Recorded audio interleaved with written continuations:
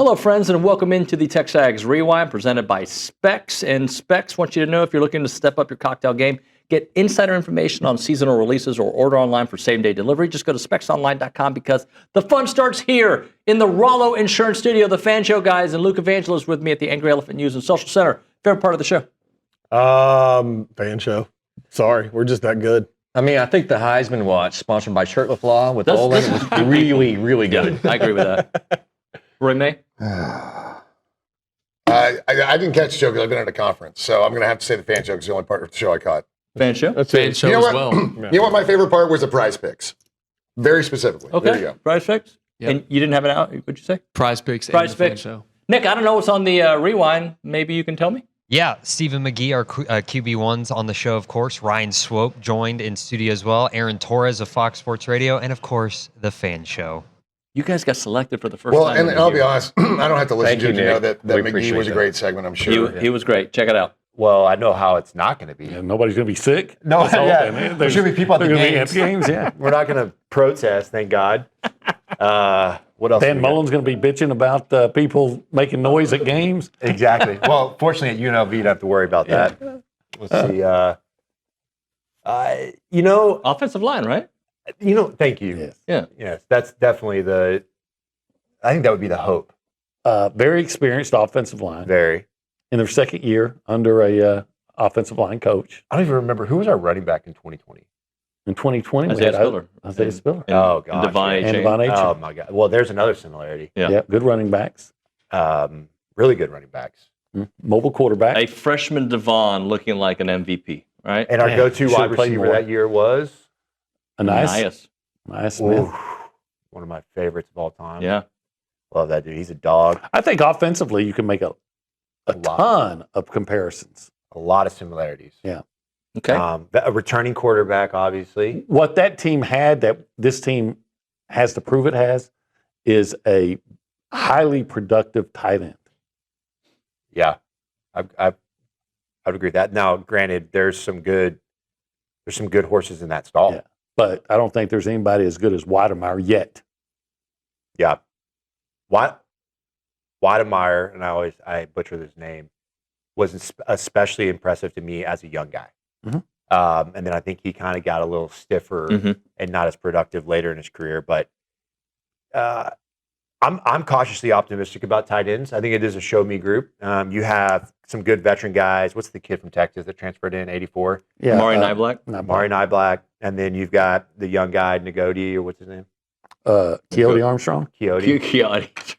I'm all over the place this morning. I'll be honest with you. I got really flustered. Like, who's the Japanese player they added? When I walked in, the power's off up here. They have a puppet show going on upstairs. It's Is that weird. really happening? It's a weird morning at TexAgs. Probably the receiver room. You're most optimistic about? Optimistic about Yeah. the receiver room for sure. Yeah. I tell you, I guess that this could go anywhere. I feel really good about all three day one. I guess if you want to have pessimism on the back end, it's depth, right? It's, hey, what if Will Lee gets hurt? Yep. That's my biggest concern. And it seems like it's inevitable that almost every year we've had guys in that group get hurt. And then safeties, right? If you're including safeties in the corner room, I think that's my biggest question mark. Wide receivers, I want to see it on game day. Yep. I want to see guys get open on game day and produce. So, to me, it's defensive line is like I'm most optimistic about. I feel like Cash is how I've seen enough out of that guy. He's a problem off the edge. And then on the interior of the D-line, I feel like Regis and those guys are really good. I think we still have enough guys inside. Tell me if you agree with this. In the first segment, I was telling OB that like certain coaches get the benefit of the doubt, regardless if things change. Sark, new wide receivers every year. People still believe that offense is going to be clicking. Lane Kiffin, same kind of thing. I feel that way about Coach Elko. Like I just expect the defense. I don't worry about. I know last year was not very good defensively, but I just think his reputation, his time with different programs, makes me feel the same way about Coach Elko defensively. Right. Look, everyone knows this. I've said this a million times. There's one thing I love about this football team this year. It's Mike Elko. Mm-hmm. I would love to play as a quarterback for Mike Elko. I think he's head coaches that are not the governor. They're not the politician guy. they're actually involved and they understand football. I think about Saban. I think about Belichick. Like the best guys at all levels, in my opinion, are fully enveloped in football and X's and O's. And that's why, in my opinion, the programs are able to continue to have success, even though they have tons of turnover below them. Turnovers are, offense coordinator, defense coordinator at Alabama were gone almost every year, right? Mm-hmm. People want to poach that success, but they just kept producing. Why? My buddy Peter Burns tweeted this out, and I just want to get your thoughts on this. When's the last time that sports made you cry, AT? The last time sports made me cry, I teared up when Taylor Swift and Travis Kelce got engaged. No, I'm kidding. I don't know. I'm not a super emotional guy.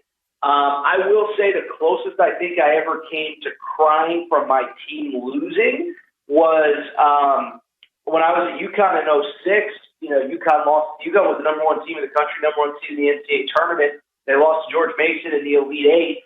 I felt a quiver of a tear, starting to well in my eye. I don't know if it ever officially rolled down my cheek.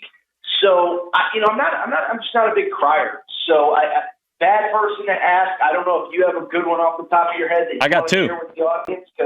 I got two for you. The last time was in 1997 when the Rockets lost to the Jazz in the Western Conference Finals. Charles Barkley trying to win his championship and Stockton hit the three. I was in college. I was a man, and it's embarrassing. I admit that. There were some tears. I was drunk. That shows you how long ago it was. And before that, you were probably not even born. The Oilers, Bills, 1992 playoff game, 93 playoff game where they were up 35-7 and lost. I think it was 45-42, something like that. Those are the last two times I remember crying. Listen, speaking of early 90s football, I know we probably got to run in a minute. Have you had a chance to watch the Cowboys doc yet? I've watched the first two episodes. It's fantastic. Yes. So I'm about 4-ish episodes in. I don't know how far it goes. One of the better you knew it was going to be good because of the content and the characters in play. But I'm about 4 episodes in right now. I've been a little bit under the weather this week, so I've been able to kind of get it going. Great stuff that I think, obviously, with your audience specifically is going to resonate very well. But, yeah, I have been digging the heck out of it. So, since you're talking 90s, early 90s football, I figured I'd at least ask. AT, I got to let you go, but I'll just ask you quickly. What do you think about UTSA, Texas A&M? I know you're picking the Ags to win, but do you think it's a little closer because of the Jeff Traylor factor and the offense that they typically put out there?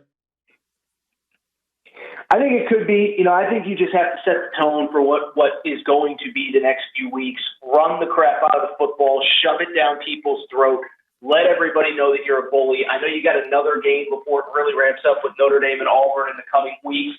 But I just set the tone. You've been hitting each other for the last 5 weeks. For 9 months, you've been waiting for this game. Just set the tone for the week ahead. I think they win pretty convincingly. I'm not as worried about the other dynamics and things of that nature going into this. Film study, when I was bored a couple weeks ago. I'm not worried about the defensive line. Go back and look. 17, Regis is in there all the time, right? He's a player. He's disruptive. Go look who was making plays. It was Cassius Howell. It was Rylan Kennedy. Mm-hmm. So I'm just not over. And we've added some pieces. I'm not as concerned about that. And we'll see when we play somebody like Notre Dame who's going to line up, Jeremiah Love and pound it. How they do, but. Yeah, and really the only reason we're saying there's question marks because you lose 3 studs. Yep. 3 absolute studs. Don't get me wrong. They were all 3 really, really good players. But to lose, just because those 3 guys are gone does not mean this is going to be a bad D-line. It'd be really good. If you already heard this on the show today, I apologize, but I'm going to give back to what you said about Coach Elko. You really believe we had the guy. I'm going to give him the benefit of the doubt. If Sark gets benefit of the doubt of the offense, if Lane's going to get the benefit of the doubt, if Kirby's going to get the benefit of the doubt, I'm going to give Mike Elko the benefit of the doubt that he has a great defense most years. I think that's absolutely completely fair, and I think it's also he knows how to evaluate talent. He knows how to scheme for it. And again, they admitted like last year it was just they had to scheme differently, so we weren't able to use the strengths of guys that got drafted, right? But going back to this game, UTSA, they got a veteran offensive line too, so this will be a good test to see where our defensive line is. Like there's a lot of very small pieces, within the whole machine that we're going to be able to watch this week and get maybe a little better feel and maybe a little bit more confidence, or just kind of this is a good test. UTSA is not a crap team. They're not a Samford. Right. I'm not going to build them up like Lou Holtz talks about teams, but it's not Lamar or Sam. Right. I mean, it's a different level, and I think quarterback's really good. Owen McCown's good, and they got all those offensive guys back. Jeff Traylor's a little angry, maybe. Yeah, still. he is, but I do think Marshall's going to be able to throw on this team. That secondary, I mean, they're deep. Well, so as much as I'll boast on their offense kind of thing, their defense is brutal. Completely new, basically. Got it. Yeah, but you don't even know what they are. That's right. Mr. Shirtlift, tell the people what to do. Well, you're on YouTube. You want to catch up. You watch the rewind, and then you click like, you subscribe, and you comment. There you go, like a professional. All right, we'll see you guys tomorrow with the McKinney brothers. Game week. Nice.